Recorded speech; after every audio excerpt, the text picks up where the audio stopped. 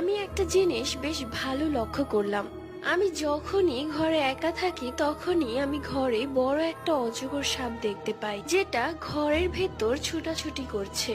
কিন্তু যখনই আমার স্বামী অফিস থেকে বাসায় ফিরে আসতো, তখন হাজার খুঁজেও আমি সেই অজগর সাপটাকে আর দেখতে পেতাম না।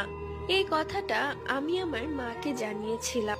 আমার মা প্রথম প্রথম বলেছিল এগুলো সবই আমার দুঃস্বপ্ন, কিন্তু সময় যেতে যেতে আমার সাথে ভয়ঙ্কর কিছু ঘটতে থাকে। একবার তো আমি ঘুমিয়ে আছি, তখন ঘুম থেকে উঠে দেখি সেই অজগর সাপটা আমার পা পেঁচিয়ে ধরেছে। আমি চিৎকার করছি কিন্তু মুখ দিয়ে কোনো শব্দ বের হচ্ছে না। এক পর্যায়ে আর না পেরে আমি নিজে গেলাম এক হুজুরের কাছে। সেই হুজুর সব শুনে বলল সেটা কোনো অজগর সাপ নয়, সেটা একটা জিন, যে কিনা সাপের রূপ ধারণ করে আছে এবং সে আমার স্বামীর সামনে দেখা দেয় না।